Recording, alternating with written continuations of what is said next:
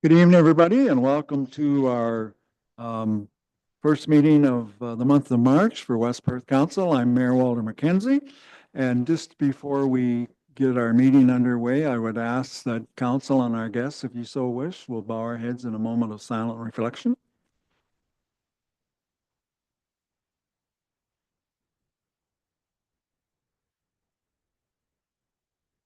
Okay, thank you. All right, just before we get into the crux of the meeting here, I want to introduce our new, I'm going to call him clerk, but Legislative Services, James Hudson. James, I'm going to let you take the floor and explain whatever you want to explain to us.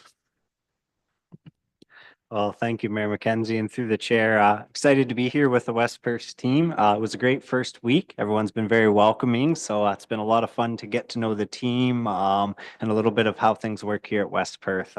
Really excited to dive into that further, continue getting to know the team even better, and move forward with some exciting projects. So yeah, really exciting to be here, and thank you everyone for the warm welcome. Looking forward to serving the community. Back over to you. Thank you. Okay, thank you, James. All right, moving on with the agenda. There is an addition to the agenda, I believe, tonight. Yes, thank you, Your Worship. Staff are requesting to add an item to closed session, item 13.1, so it'd be intermunicipal agreement updates. Okay, thank you.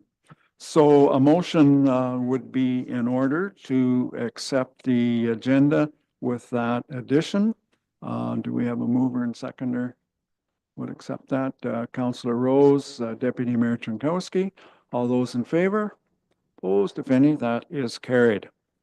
So we do have, I guess before we get to that, excuse me, does anybody have a conflict of interest with anything on the agenda tonight? Okay, I don't see any hands. If you find yourself treading hot water as we go along, you can always declare it at that time. So we have a number of items on the consent agenda, 14 to be exact, no, 11 to be exact.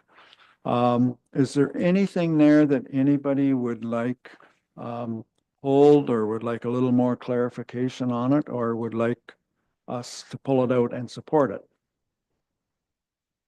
it? Deputy Mayor? Thanks, Your Worship. I would like to pull 4.1. Please, Town of Goderich. Town of Goderich is supporting the Eastern Ontario Warden's Caucus for Ontario-wide licensing framework for rideshare companies. I'd like to pull that for discussion. Fair enough. We can do that. Anybody have anything else? Councillor Fournier? And 4.2, of course, if there is any way to make housing easier and more affordable, it deserves to be supported. All right, we can pull those two out then. Okay, anything else? Okay, so the motion would be that we approve the consent agenda 4.1 and then 4.3 to 4.11. Do we have a mover and seconder for that? Moved by Councillor Harold, seconded by Councillor O'Donnell. All those in favor? Opposed, if any? That's carried. All right, the Town of Goderich, Deputy Mayor, do you want to say anything further on that one? Well, two things I would like for West Perth Council, or I'd ask my colleagues to offer their support to the Town of Goderich and the Eastern Ontario Warden's Caucus. Pardon me, there is a need for rideshare services in the area, and it would be helpful if there was consistent licensing, regulation, and oversight rules in place. Makes the job of municipal staff easier to oversee those services. That's all I had there. Okay, I take it that you would move that. Support it? Yes. Do we have a seconder to move that? Councillor Duck? Any further discussion on that? Okay, all those in favor of supporting that? Opposed, if any? That's carried. And the next one is Councillor Fournier asked to have it pulled from the Township of McGarry, amending the Ontario Building Code. Anything further to add, Counselor? Well, just very simply that seeing as just in our own community of Mitchell, there's at least two companies, Nexsem and Fatis, that actually make products that can be used for building structures. But Nexsem is approved, but Fatis products aren't. I don't quite understand the reasons why, because I haven't read the Ontario Building Code. But if the building code could be loosened up and a bit of innovation can come in, then right here in town, we have two companies that could benefit from that. It seems like the sort of thing that is a local concern as well. Okay, fair enough. So you would move that, I take it. Do we have a seconder for that resolution to support it? Councillor O'Donnell, thank you. Any further discussion or questions with regards to that resolution? Okay, all those in favor of supporting that resolution? Opposed, if any? That is carried. All right. So we'll proceed into a public meeting, and the first public meeting is with regards to a zoning bylaw amendment, and we do have Maura Davidson here. So at this time, I will call the public meeting to order at 7:07, and I will ask our Director of Legislative Services, James Hudson, for the purpose of the public meeting. Thank you, Your Worship, and through the chair. The purpose of this public meeting is to allow interested members of the public the opportunity to ask questions or offer comments about a proposed amendment to bylaw 100/1998, being the zoning bylaw, affecting all areas within the municipality of West Perth. If any member of the public would like to be notified in writing of the decisions made by council, they are to provide their name, mailing address, and email to clerk@westperth.com. Thank you. Okay, thank you, James. So as James said, this is a public meeting for a zoning bylaw amendment submitted by the municipality of West Perth for general housekeeping amendments to the zoning bylaw. I will now call upon Maura Davidson, Senior Policy Planner for the County of Perth, to review the application and present any correspondence received. Maura, the floor is yours.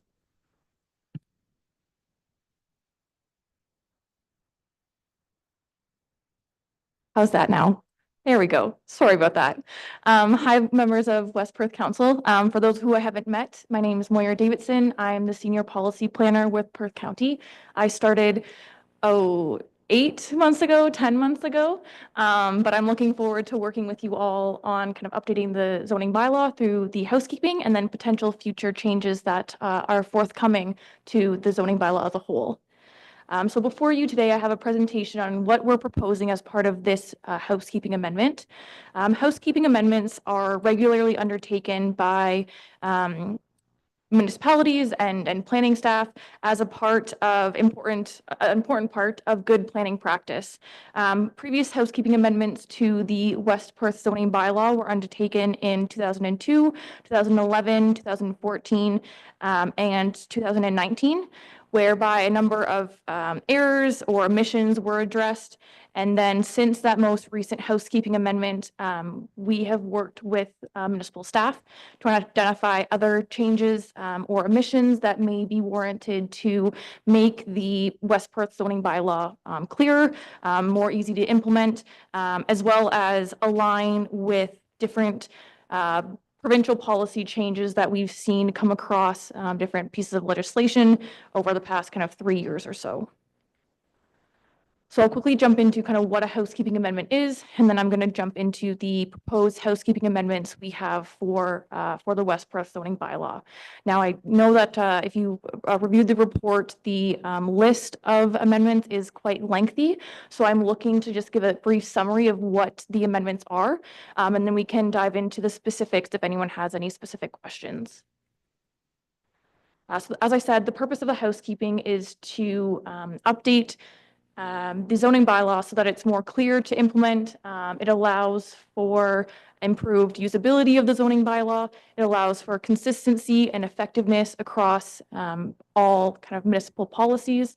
So let's say, there's the animal control bylaw and there's the site plan control bylaw, and taking a housekeeping or undertaking a housekeeping, allows for us to ensure that all those bylaws that have been passed in recent years or updated in recent years are consistent across the board. The first kind of theme of changes that we're proposing as part of this housekeeping is to the definitions. Now, in recent changes to provincial policy, including to the Planning Act and to the provincial planning statement, we've now recommended either definitions be added or definitions be amended to the West Perth zoning bylaw so that they're consistent with that provincial policy.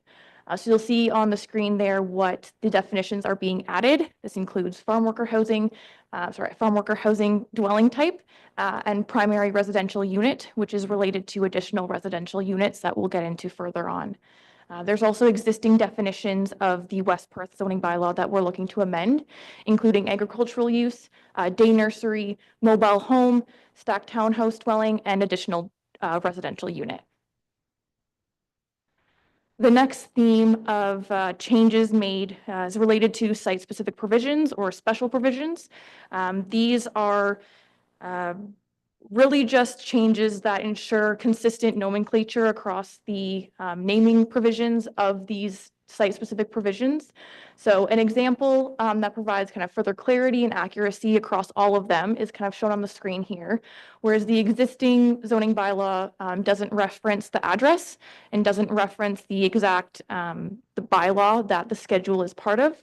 We've now gone in and made amendments to each site-specific provision or special provision so that the address is included within and allows for easier referencing when looking at the bylaw. The next theme relates to amendments that have already been approved by council and kind of themes that we've seen over the past 10 years of applications that regularly are approved by this council through either minor variances or through zoning bylaw amendments. And in effort to reduce the amount of or the need for applications moving forward that are consistently approved, we've gone ahead and permitted some provisions as of right related to accessory building height, lot coverage, yard width, and yard depth in hope that future requests that align with this previous decisions of council don't need to go through an application process. It's more simpler for them since the decision of this council has already been to make such amendments in a consistent fashion. The next theme is related to the removal of provisions. This specifically relates to policy changes that were made, mostly related to OREG 29919, which is related to additional residential units, as well as changes to the Planning Act that permit additional residential units. So you'll see the provisions on the screen. One is related to one dwelling unit on a lot.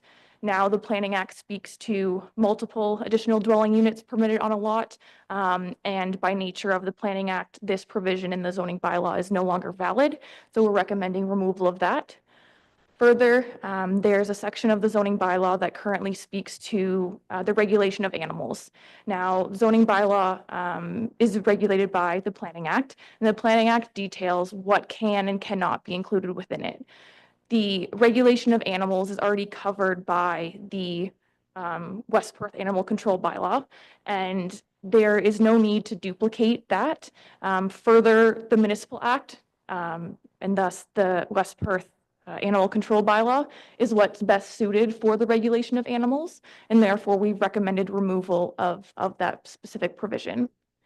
And then the latter two are related to zoning bylaw amendment applications that were already approved and just hadn't been consolidated in the past. The next change is really just clarifying certain provisions or interpretations that are within, whether it be through the identification from staff saying that it's something that they're regularly getting questions on, or regularly having to provide interpretation to the public on. We've gone ahead and made a recommendation to either remove that policy, remove that provision, or amend the provision so it's easier to use. So an example being that there's a specific policy, provision that provides clarity on when height measurement should be applied. This has been confusing for members of the public, so we've recommended removal. The next theme, as I talked about previously, is additional residential units. These changes to provincial policies under the Planning Act and then some OREGs were kind of the main focus of the housekeeping amendments that we have, and they were the starting point. The changes to the Planning Act, as well as subsequent policy changes, resulted in the permissions for additional dwelling units to be permitted as of right on a property. So we've gone ahead and aligned the zoning bylaw with those permissions. We've also reduced or changed the terminology, to ensure that the references to additional additional residential units are in alignment with what is the terminology in the Planning Act. So previously, the zoning bylaw speaks to secondary dwelling units or additional dwelling units. And to ensure consistency across the board, we've then changed that terminology, as well as removed limitations that the Planning Act no longer allows those limitations to exist. And just hope that these changes further kind of encourage the creation of new additional residential units in West Perth and kind of help alleviate the housing crisis that's currently being seen across the province. There's also recommended changes to key maps. This somewhat relates to some of the special provisions or site-specific provisions that we previously mentioned. There's also the identification of various clerical errors that were identified on the key maps, and these relate to, missing zone labels or the need for different road names. So an example here is that there was on key map 29, Francis Street East wasn't shown as continuing past Road 162. So you'll see it circled on the screen that it now is modified, and that Schedule A is included as part of the adopting bylaw that's included in your package today. Lastly, there's text duplication and reference errors. These are mostly just clerical errors that were found when reviewing the zoning bylaw. They are quite common when undertaking housekeeping with all the amendments that are approved since the adoption of the bylaw in 1998. It's quite common to have errors or have numbers misaligned. So these changes have been made throughout the zoning bylaw or are recommended throughout the zoning bylaw, but they don't have any changes to or impact to the actual provisions and the implementation of such. And finally, there's a last minute revision to the zoning bylaw that isn't mentioned in the report that you have in front of you. It was brought to my attention that there's an error between the adopting or proposed adopting bylaw and the report. So I just want to bring it to your attention that the definition 3.92 for mobile home is as it is written in the adopting bylaw, not in the report, and the definition in the bylaw shall prevail. That was my quick summary of the housekeeping amendments. I'm happy to answer any questions or go through any of the specific provisions or amendments that we're making as requested. Okay, thanks, Mara. I don't think we have anybody in the audience that is in support or is opposed to it. So we'll slip down and we'll ask if there's any questions to members of council. Any questions at all for Maura on that? None? We're good? You did a good job. It took me a lot longer to read that than it did for you to present it. I was hoping the summary would be quicker than the report. Okay. So I'm going to just back up a little bit. And James, you can read the recommendation there. So the recommendation is that the council for the municipality of West Perth approve zoning bylaw amendment ZN3 2025 submitted on behalf of the municipality of West Perth affecting all areas within the municipality of West Perth. So do we have a mover and seconder for that recommendation? Moved by Councillor Fournier, seconded by Councillor Rose. Any discussion, questions? All those in favor? Opposed, if any? That is carried. Okay, so I'd like to thank everybody Further comments, should council proceed with the adoption of the zoning bylaw amendment, notice of passing will be provided as prescribed by the Planning Act in a 20-day appeal period to the Ontario Land Tribunal. We will now close this public meeting at 7:21. So the next item on our agenda is a planning matter. It's an application for a surplus farmhouse severance, B01-25 on 6652 line 19 for Van Russel's farm. And I believe, John, you're going to walk us through this one.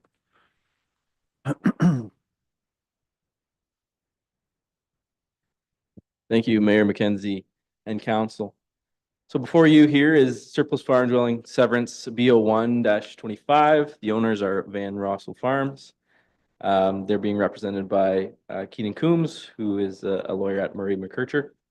The property is at the red star on the slide there. It's just to the west of Russelldale. 6652 line 19. So the lot to be severed, 0.64 hectares, about 1.58 acres, with approximately 14 meters of frontage along line 19. The retained lands being 61.6 hectares or 152 acres, with some broken frontage on line 19 as well. The image shows the severance sketch above.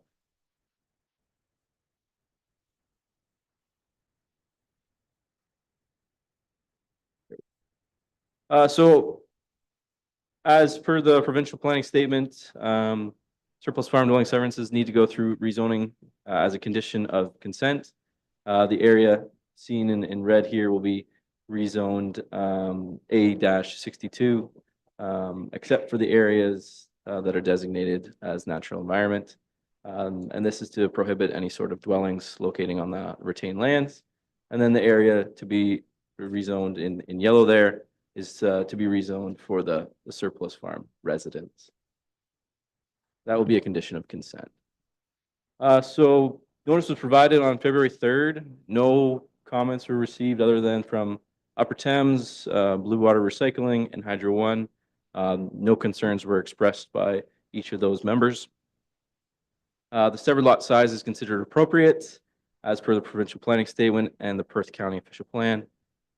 Consolidated farm operation. The owners have another farm with a dwelling located at 6779 line 21. The barn, there used to be a barn. If you look at the image here, the barn would be to the west of the metal clad shed there, the red metal clad shed. So that barn has been removed. There's a condition of consent being to allow a change of use permit to take place for that metal clad shed, so that no livestock can be permitted in that. And then another condition to remove the grain bin, the red grain bin, as you see on the slide there as well. Staff are supportive of the severance at this time, and I'd be happy to take any questions. Okay, thanks, John. Any questions for John on this application? No, no questions? Okay, James, you want to read the recommendation? Through the chair, the recommendation is that the Council of the Municipality of West Perth recommends that the County of Perth Land Division Committee or its designate approve consent application file B0125, and that the Council of the Municipality of West Perth forward the conditions listed in the staff report dated March 3rd, 2025 to the County of Perth Land Division Committee or its designate for consent file B0125, affecting the property legally described as Lot 7, east half of Lot 8, Concession 12, Hibbert, Municipality of West Perth. Okay, do we have a mover and seconder for that recommendation? Councillor Duck and Councillor Foster. Any further discussion? All those in favor? Opposed, if any? That is carried. Thanks, John. Okay, the next one up is with regards to West Mitchell Developments on Wimple Street. John, I'll turn it over to you again. Thank you very much, Mayor McKenzie and council. So this application is for a zoning bylaw amendment. It's in, to be specific, it's to remove a holding provision or an H lift on the property. The owners are West Mitchell Developments. The property is located at the Red Star there, just south of Huron Road, and just to the west of, say, Coburg Street in Mitchell there. We can move on.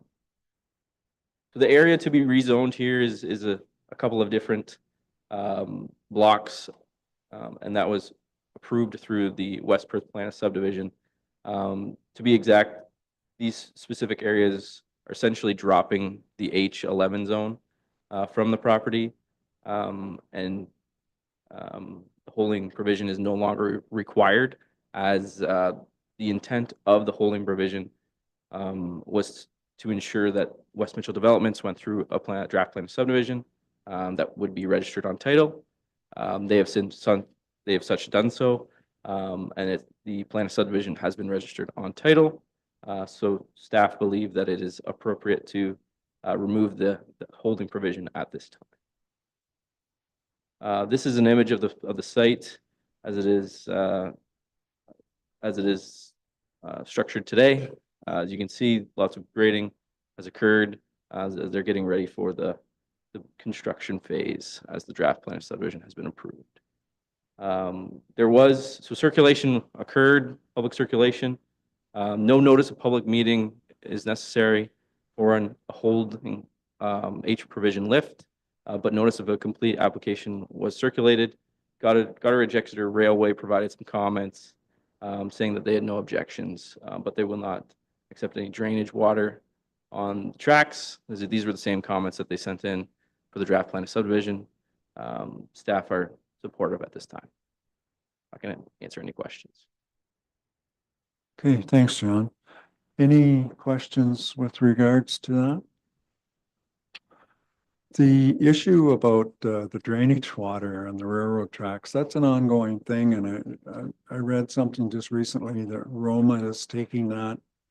I guess it's going to court. I'm looking maybe at Dean, whether he read the same article that I did, but it was brought up last year at the Roma conference, and at that time it was mainly CN, but I think all the railroads are on the same playing field here now, and they're not going to participate or say they're not going to participate in any compensation toward municipal drains. So, you have anything to add, Dan? I think it's just been going on for some time. Yeah. That holdout, I'll say, so. But if you, you get a municipality, well, we have a rail line that goes right from one end to the other, and so does Perth South. So you're obviously going to have a few municipal drains that's going to cross it. So see where it goes. But yeah, it's a blanket statement they put in. Any other questions for John? No? James, you want to read the recommendation? Certainly. Through the chair, that the Council of the Municipality of West Perth approve ZN 1/2025 submitted by Baker Planning Group on behalf of West Mitchell Developments, Inc. Affecting lands legally described as Part Lot 64, all of blocks 22 to 25, registered plan number 532, and part of Park Lots 63 and 66, registered plan 341, Mitchell Ward in the municipality of West Perth. Okay, thanks, James. We have a mover and seconder for that recommendation. Councillor Rose, Councillor O'Donnell. Any further discussion on that? All those in favor? Opposed, if any? That is carried. Thank you, John. Okay, the next item then on our agenda is Treasurer's Report and entitled 2024 Investment Report. So Wendy, we'll turn the floor over to you. Thanks, Mayor McKenzie, and good evening, Council. So the report before you is just an annual summary of our investments. It's a good news story. We are making money on our investments. There was a graph that was provided that shows the growth just in the general interest. And you can see that it's gone from an average of just less than 1% to 5.33. And so that's the graph there showing the increase. So what that's doing is it's helping out our general levy because the funds go to offset any expenses in the operations. I did look up January. It has declined a little bit. We're sitting at 4.08%. We budgeted 40,000 a month for interest. In January, we saw 53,000. So it's trending well for us there. We have two long-term investments, two GICs. One's held with the mobility bus, just a little over 9,000. And then we just have general funds of just a little over 300,000. We have a principal protected note. We have two of them. Total value that was invested was 6.1 million. The current fair market value on those is 7.1 million. So we're looking to capture our gain, which is just close to $1 million. So we're in the process of doing that. There is no penalty for cashing those out. There would be a penalty if it was the other way. So if it wasn't making any money and we needed the cash, we sell it at the market value. So knowing that the market value is doing really well, it's a good time for us to cash it out and protect that investment. Those funds are dedicated to wastewater. And so you'll see once the transaction gets processed, it'll increase the reserve fund for that. So that gain was averaged over 16%. The other investment we have is our ownership in Earth. We own 6.25%. We carry two promissory notes, one called the West Perth Power Inc., and it's just 1.1 million. And then we have the Clinton note, which is 900,000. Both make interest rate of 7.25. And again, those interests are going to your water and wastewater accounts. And then the policy was attached as well just for review. So you can see municipalities are restricted by Municipal Act and what we can invest in. There have been some updates, so you'll probably see us update this policy just to reflect those. Nothing major. I think in 2015 there was a change, or 2016, where we could invest in US dollars, and that was to help offset if we were to buy a fire truck. Allows you to put funds away so you don't have issues with currency. But other than that, that's the report, and I'll take any questions if there's any. Okay, thanks, Wendy. Any questions for Wendy on that report? Good news, for sure. Okay, if there's no questions, then the next recommendation is there, James. Thank you. The recommendation is that the Council of the Municipality of West Perth receives the 2024 investment report for information. We have a mover and seconder for that. Moved by Councillor Harold, seconded by Councillor Duck. Any discussion at all? All those in favor? Opposed, if any? That's carried. Thank you. Okay, moves down to regulation of taxi cabs. And James, you're going to do that one. Through your worship, thank you. Presenting a recommendation report to council here this evening to repeal bylaw 38/2018, and that currently governs the licensing of taxi cabs here in the municipality. So by way of background, at present, there are no active licenses issued for taxi cabs or vehicles for hire in the municipality at this time. And the rationale for recommending repeal is that the existing bylaw imposes some regulatory requirements that overlap somewhat with those who are already in place by provincial and federal governments. So some examples there like vehicle inspections, driver background checks, insurance. And some of the provisions of the bylaw could conflict with or be superseded by some of that legislation. Creates a little bit of unnecessary complexity for potential taxi cab operators to navigate, as well as an additional charges and costs for those operators. So given that the higher levels of government already handle many of these regulatory requirements, staff are suggesting that council consider repealing the bylaw at this time. We'd continue to monitor and ensure that any future needed regulations are efficient and responsive to any new trends in the sector around things like ride sharing and what have you. So I'll leave it at that for now. Thank you. Okay, thanks, James. Any comments on that? I know when we brought it in, we were having some issues at that time, and I'm not sure who was around at that time, but we had, people that had criminal records and one thing and another that were applying for taxi licenses, and that was the purpose of this bylaw at that time. And I don't think there maybe was any guidance from the province. I think everybody kind of ran their own show. So I think it was a necessity at the time, but as James said, it's maybe not necessary right now. Murray? Is there anybody currently come forth that might be interested in having a taxi service in town? I think it's needed, but whether you can get anybody to do it.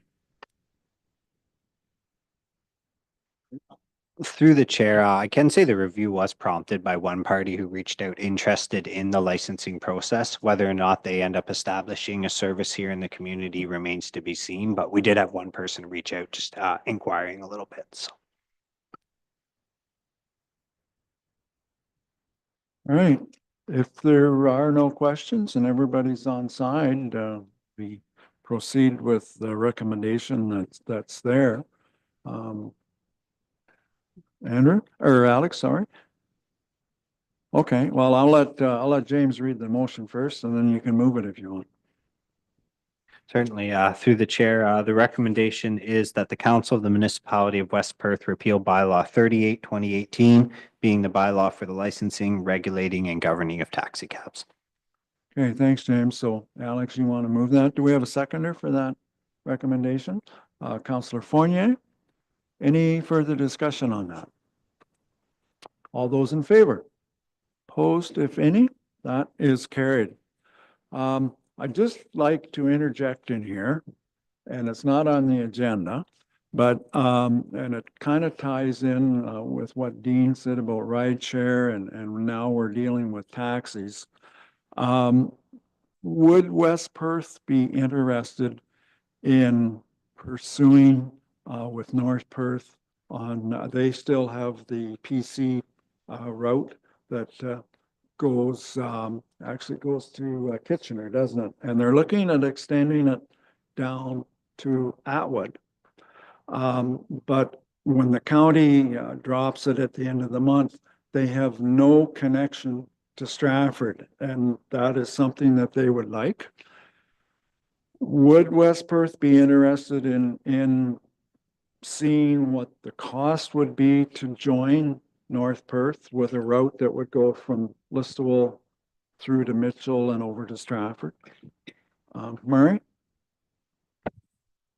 I think if staff could give us a cost factor, and also, is there any way of finding out how much was actually used? Like if it's, Dan has the figure. I wrote it down here somewhere. 1,507 last year got on in Mitchell. okay, and So then, that's a little over 100 a month. Like if you do the math, divide it by 12 months. yeah, But our, we had a fair bit of usage from the Mitchell area, like the ridership kept increasing. Every month there was more than the previous month.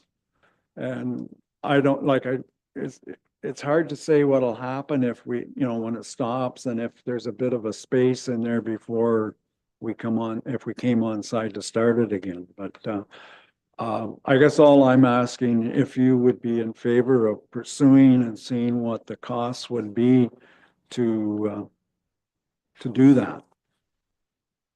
Alex? Is Stratford interested as well? Like, would they be willing to bear any of the cost to come back, or no? We haven't really talked to Stratford. I think Dan's had some preliminary discussions with North Perth. Okay. But the routes, the Listowel route goes to Elmira, Kitchener, and then there's a route that goes from Stratford to St. Mary's, and does it extend to London, I believe? So we would fill that little in-between part that there's nothing there now. But it would depend whether we could you know, whether it was feasible for us to take something like that on and participate. Well, if we could get some numbers and just see like how much it's going to really cost us and if it's feasible to do it. Yeah, you know, I think the key thing is, like a lot of people, I think in Mitchell used it more so for, you know, doctor's appointments and going to the hospital to visit people. We need to know the kind of what the timing would be, you know, when they're stopping here and when they're coming back to see if that would even work or not. But if you're up to that, like I don't see we have anything to lose to investigate it. You know? Steve? Yeah, I would agree. We should look into the cost of that. Our people need a way to get somewhere, whether it's, you know, getting PC Connect back in, getting Mitchell back in that loop, or whether it's a taxi cab or Uber or Lyft or some sort of rideshare program. But when PC Connect stops coming to Mitchell, that was the only thing we had. So I think Councillor Rose is right. We should look into the cost of it and see what we can do with it. And I don't think there's anything wrong with asking the city of Stratford about whether or not they're interested in participating in that or not, because it's taking people to their town too. So that was it.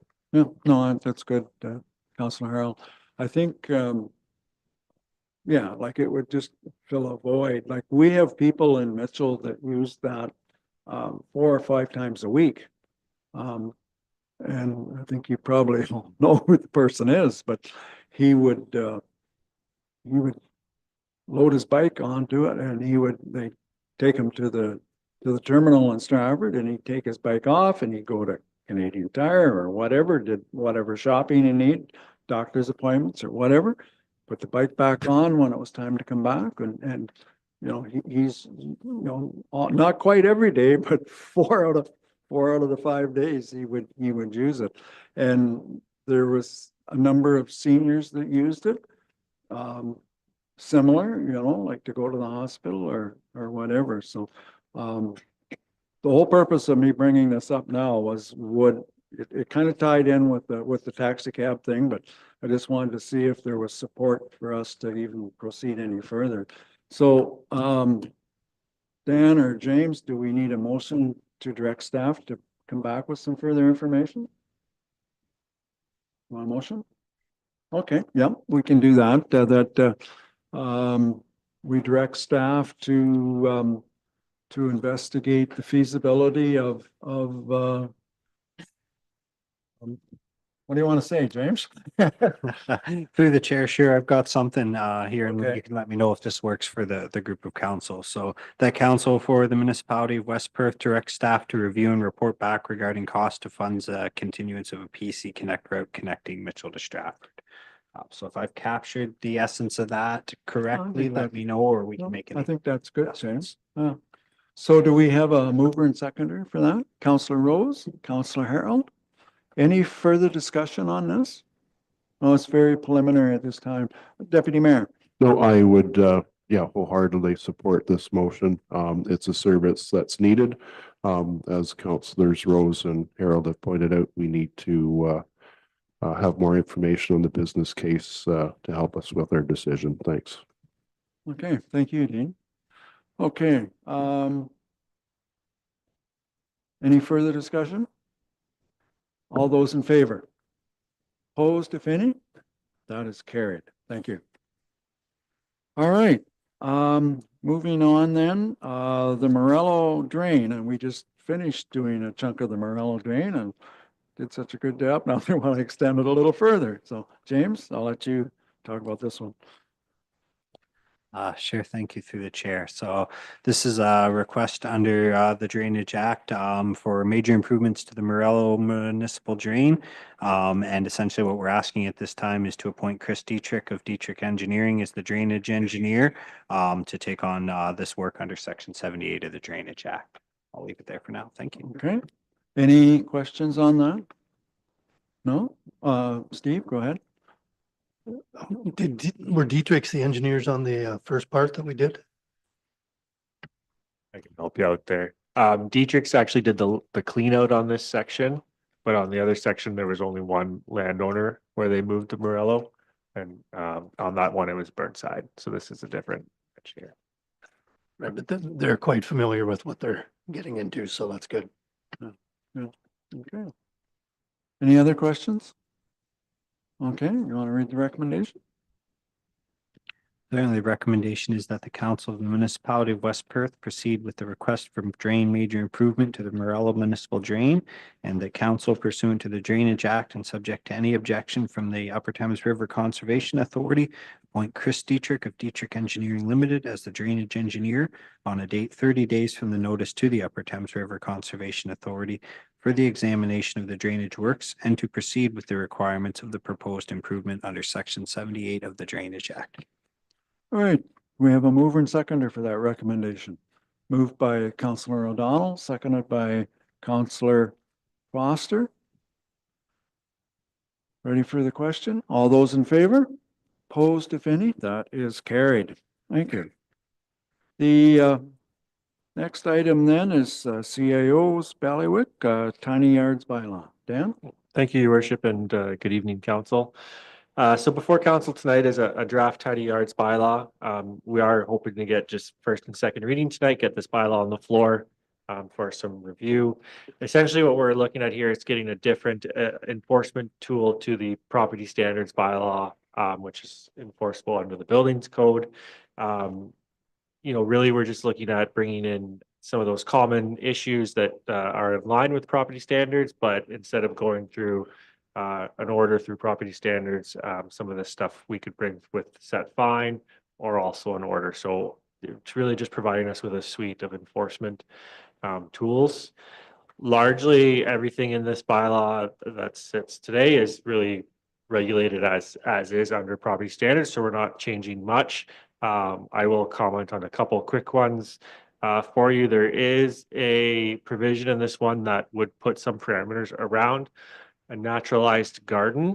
If that were to happen, it's nothing that we've encountered in West Perth, but it's something we're seeing in other municipalities pop up. And if they're not dealt with specifically, they're fairly hard to enforce. We've also added some rules around just dirt piles and unlevel fill, particularly around that kind of construction site and things of that nature. A little bit more clarity on litter, grass clippings, and snow and ice removal and depositing that way. And then I'll speak briefly to cargo containers as well. There's a provision in here restricting cargo containers basically to industrial properties.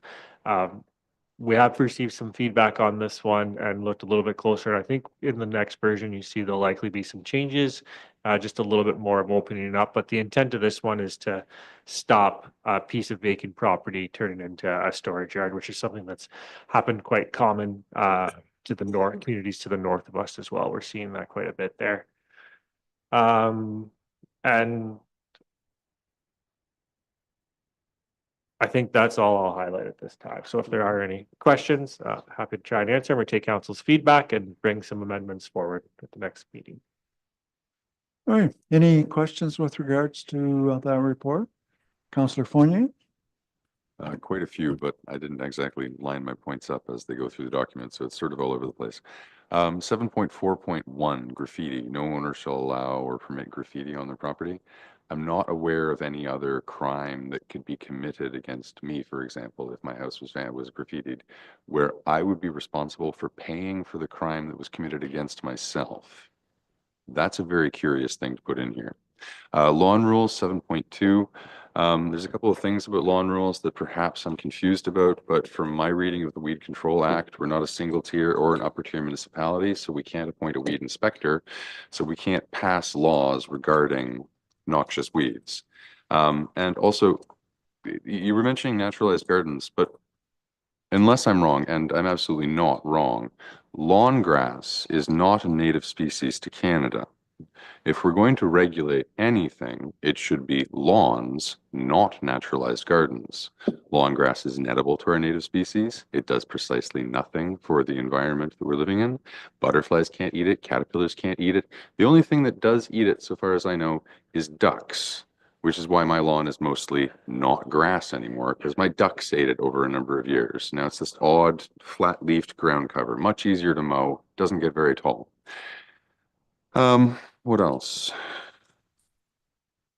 Also for the noxious weeds thing, we'd have to have a newspaper that has actual general circulation. I'm not sure what the percentage on that be, but I'm not sure the Mitchell Advocate would actually fit general circulation. And that's the current version of the Weed Control Act. So until it's updated, we can't exactly use digital means of communication of those needs either. What else? 7.13 in regards to, I believe it's refuse, not having piles of junk, piles of disease-causing junk. Every cow farmer I've ever met has a dead pile on the back of their property along the bush line, which is definitely a cause of potential health issues. So unless we're planning on fining every dairy farmer in the area for having a dead pile, that rule seems a little unworkable. What else do we have here? Also, the definitions of refuse as listed in 7.1, no owner shall permit refuse on their property. There are some bits in there that, well, let's say, O, for example, items in an unsightly condition, who determines unsightly? Or Q, which is read Q. It's basically if your neighbor has a problem with something on their lawn, on your lawn, they can use this rule to potentially get you in trouble. It's such nitpicky neighbor down the street gonna cause you trouble kind of nonsense that I'm reluctant to include it in here. Because when I turn into a grumpy old man, as someone who reads bylaws, I'm gonna use the heck out of stuff like that to bug my neighbors. I will make their life hell with rules like that. Because that's the kind of petty that I am. And knowing myself to be that kind of petty, I expect other people to be the same. Also, derelict motor vehicles, just as an example. If you lost your license, for example, perhaps you have two vehicles in the family and then there's a job loss, whatever, you decide to take a vehicle off the road. Now I'm subject to a $200 fine because I'm not going to be driving my car for a year. It's not that the car is broken, it's just that I'm not using it this year. Why would I bother licensing it? I'm certainly not willing to take a $200 fine for that kind of thing. And also, of course, in defense of my wonderful constituents in Staffa, Joe Clark, this one goes out for you. Some people like to have their lawns covered in old vehicles and junk. And in some cases, their neighbors decide that that's just fine. We don't care. And if anyone is familiar with what I'm talking about, you know exactly what I'm talking about. If you're not, drive through Staffa sometime in the summer and listen to the sound of hot rods tuning up. You'll figure it out pretty quick. So again, derelict motor vehicles as well. I don't agree with that at all. I could come up with more, but I'll stop. Deputy Mayor, do you want to say anything? Oh. I think, a comment with regards to one of your points about dead animals at the back of the farms. I think you're way wrong there. I think in this day and age, farmers do not do that. You either call a dead stock removal or you bury them or compost them. You don't take them to the back of the bush and leave them there.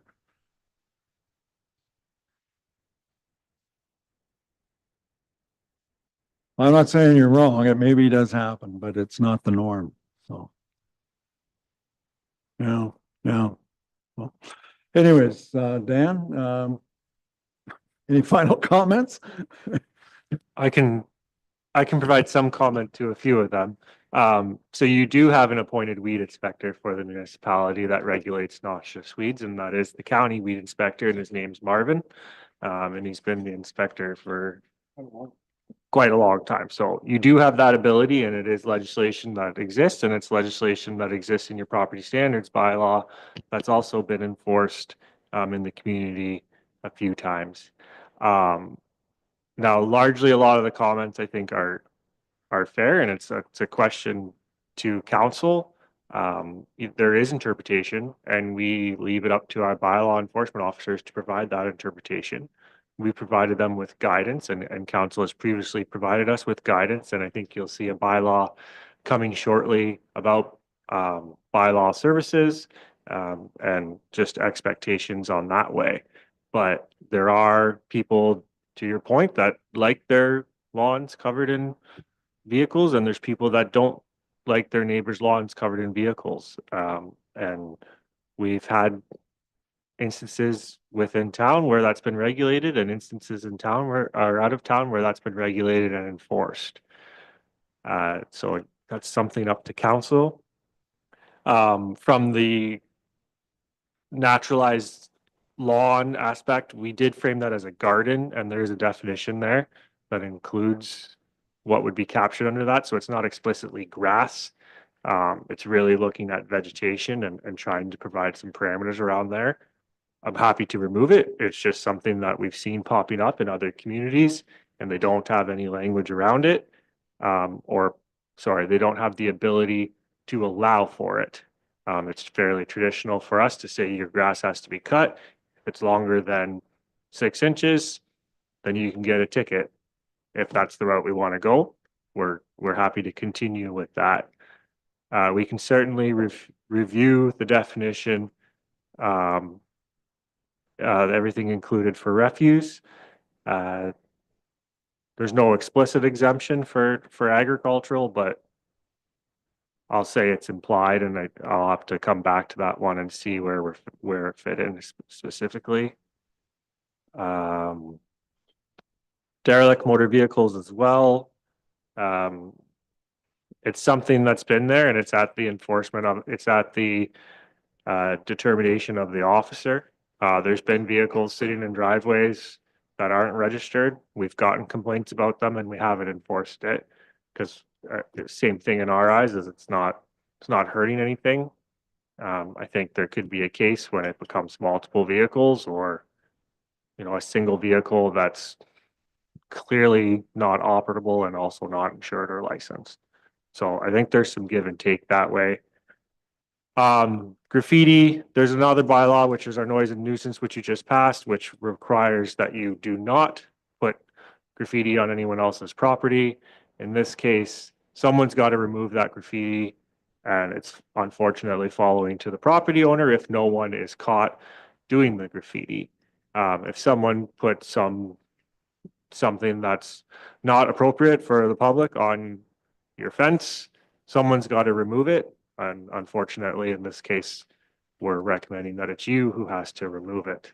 If you want the municipality to start doing that or something else, we're happy to take that direction. But if someone wrote a curse word on someone's fence and they're not caught, someone's got to fix that fence. So that's the rationale behind that one. And I don't know if there's anything blatantly that I haven't commented on. But It kind of goes in spurts every once in a while, but we over the years, we have had issues with derelict vehicles. And I say derelict, not vehicles that have been taken off the road because didn't have a license or something like that. These have been taken off the road for quite a few years. And we've had to address that from concerns of the neighbors. I think Dan has summarized it up fairly well, and graffiti, I can remind, we had some incidents of graffiti out Staffaway, and our good counselor looked after that. So it does happen from time to time. Anybody else with any comments there? Diane? Under the enforcement section, so part number 8, it talks about being able to go into like biosecure areas. I'm wondering why we need to go into like a biosecure barn. Like that's not tidy yards, that's inside. So like most farmers don't have a biosecure area outside of their barn. So to me, that seems like an overstep. Good point. we can review and come back to that clause. I know we got a former bylaw officer in the room, and he's received biosecurity training. He actually is currently an unenforceable bylaw officer for the municipality. So we are aware about biosecurity, and officers are trained on those aspects. So we'll review on why they need entrance and report back. Deputy Mayor? Further to Councillor Chessel's comment. I think the definition of the biosecure area will vary from landowner to landowner. Some landowners will consider the biosecure area to start right at their property line, while others may consider it at the barn door. So I think it would be appropriate for staff to go back and kind of review what that definition looks like. But I don't foresee where our staff would need to go inside a livestock facility to like the barn or the building per se, the structure per se, to enforce the regulation. But I would recommend that staff kind of go back to that detail and tidy that up to provide a closer definition of where the biosecurity area exists and whether or not the intent was for the staff to go inside of a livestock facility, i.e. a barn. Okay. Anybody else? Oh, sorry, Councillor Foster. I understood it was only the livestock inspection that was allowed to enter biosecure areas without warrants. And they still had to abide by the biosecurity standards of the facility, like shower on entrance, like those standards still would have to be followed. Or waiting periods between them if you've been in contact with other barns, things of that nature. I don't know if I don't know if you'd like to comment, but that was always my understanding. If you want to comment, Matt, that's fine with me. I'll just, while he's walking up and maybe take it from him, but the intent is, as Deputy Mayor spoke to, there are either property lines or fenced areas that are outside that are sometimes, as opposed to entering into a structure. There. It's on now. So, yeah, we don't have access to houses without permission. Anything else is, I don't like to use words, but it's fair game. Again, biosecurity obviously plays a role. So if it's, noted on the doors that there's biosecurity in effect, then obviously you're not supposed to be going in. So you'd contact the owner at that point.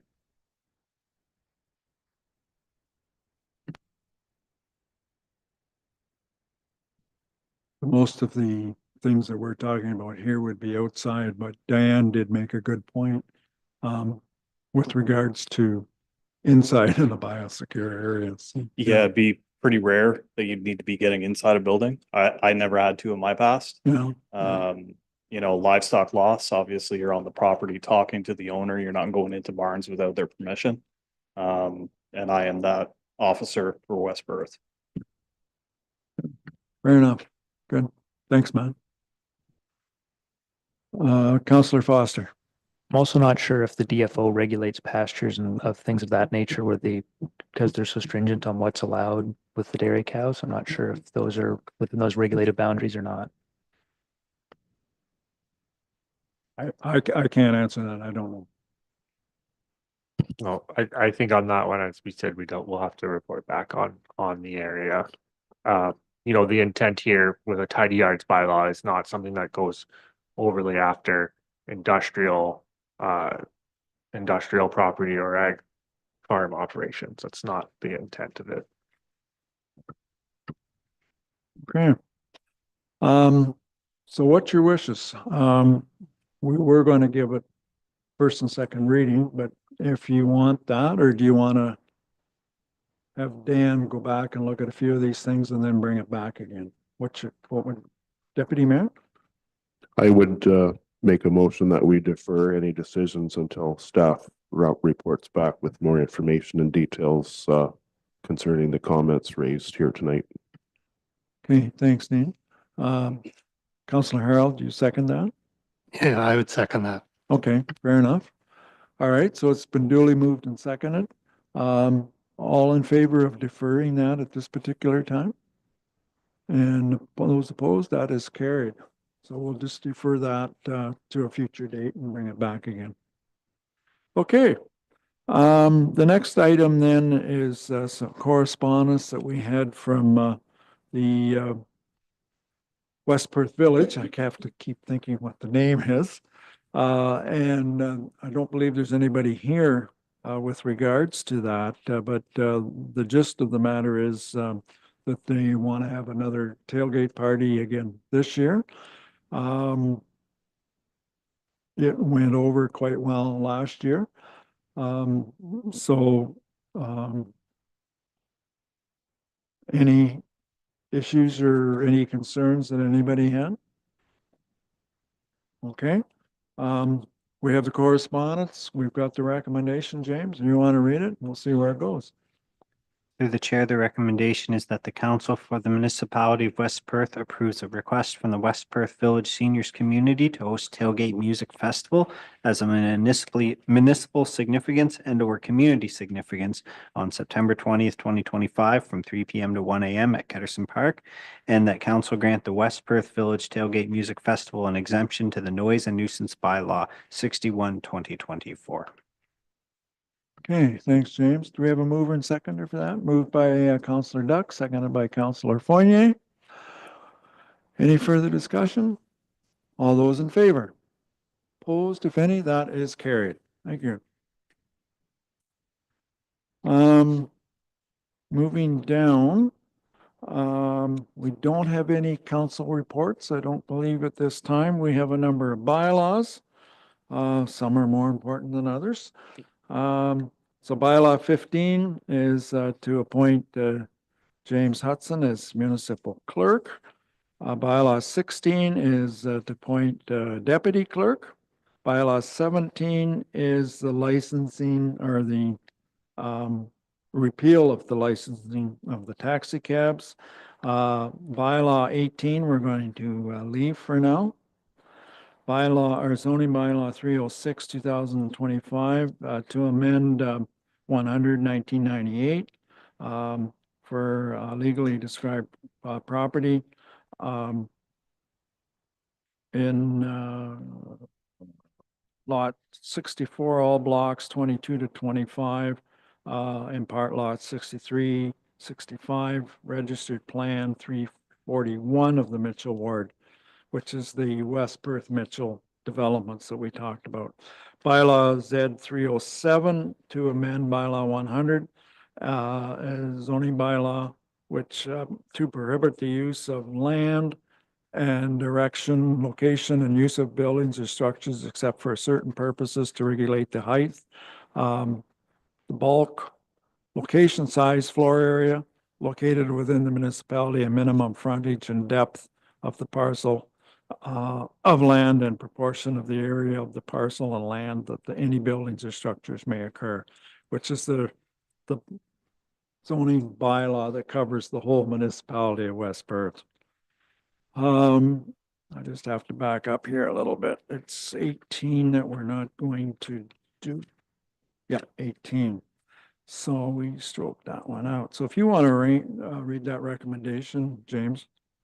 Certainly. Through the chair, the recommendation is that the council of the municipality of West Perth give first and second reading to bylaw 15, 2025, 16, 2025, 17, 2025, Z 306 2025, and Z 307 2025 on this third day of March 2025. And that the council of the municipality of West Perth give third and final reading to bylaw 15, 2025, 16, 2025, 17, 2025, Z 306 2025, and Z 307 2025 on this third day of March. Thank you. Okay. So we'll give it first and second reading first. Motion for that. Councillor Duck, Councillor Foster, all those in favor? Opposed, if any? That's carried. And then the last half of that is the third reading for those particular ones that needed third reading. Moved by Councillor Rose, seconded by Council Donald. Quick question. Yeah, too. go ahead. Bylaw 16, 2025, we're appointing Daniel Hobson as the deputy clerk as well. Yes, that's standard. Yeah. Okay, no, yeah. I was. Yep, CAO quite often is the deputy clerk. Unless you don't want to. Yeah. That's normally what we do, like Jeff Brick was deputy appointed as a deputy clerk. We do have a deputy clerk as well, but it's Yeah. How do you explain it? It's backup. Yeah. Basically. Yeah. Okay, yeah, we didn't get that moved. So the last half, the third reading, moved, it was seconded by Murray, was it? And Phil seconded. Okay, all those in favor? Opposed, if any? That's carried. Okay. A number of items coming up there. Tomorrow is Shrove Tuesday, Pancake Day. The BIA has their annual general meeting on Wednesday at Lockhart's Reception Center. The 7th is the men's night at the Chamber of Commerce. The 14th is the Kin Club having a Yuck Yucks night. And then the 15th is a men's breakfast at Grace Lutheran Church. And then the 17th is our regular council meeting. So those are the things coming up in the future. I don't have any notices of motion. Any further business, Deputy Mayor? Thanks, Your Worship, through you. With your permission, I just wanted to notify council that a media release was issued today regarding tariffs. And it's a joint effort between City of Stratford, County of Perth, and Town of St. Mary's. With your permission, I wanted to read out the media release. So the media release is as follows, just issued just before 6 o'clock tonight. Stratford, St. Mary's, and Perth County unite to launch the Stratford Perth Tariff Task Force. It's launched to support businesses and citizens amid trade uncertainty. Dated today's date, in response to the potential economic impacts of newly proposed U.S. tariffs on Canadian industries, Invest Stratford and the City of Stratford, in collaboration with the Town of St. Mary's and Perth County, have launched the Stratford Perth Tariff Task Force. This regional initiative will serve as a resource hub and advocacy group, providing businesses and citizens with timely information, strategies, and support programs to navigate the evolving trade landscape. As part of this effort, Invest Stratford has launched a dedicated resource page at investstratford.com/taskforce, where businesses can access the latest updates, expert insights, and government support programs related to the tariffs. The page will be continuously updated as new developments arise. The task force aims to foster regional collaboration, ensuring that local businesses remain informed and competitive while advocating for policies that protect jobs, investment, and economic stability in Stratford, St. Mary's, and Perth County.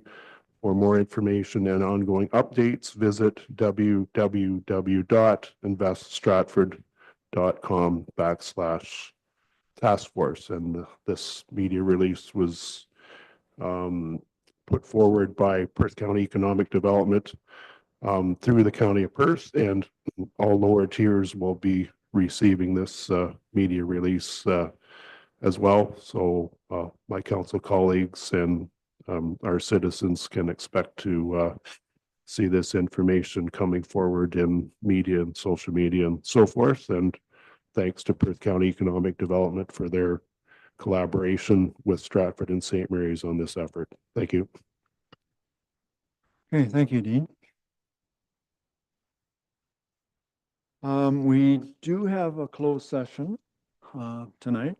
And I don't have much else for our agenda. We're pretty well to the end. So a motion would be in order, I guess, that we proceed into closed session at 8:14 to address matters related to a position plan, procedure, criteria, or instruction to be applied to negotiations or on behalf of the municipality or local board, and labor relations or employment negotiations, HR recruitment update. So a motion would be in order to go into closed session, moved by Councillor Rose, seconded by Councillor O'Donnell. All those in favor? Opposed?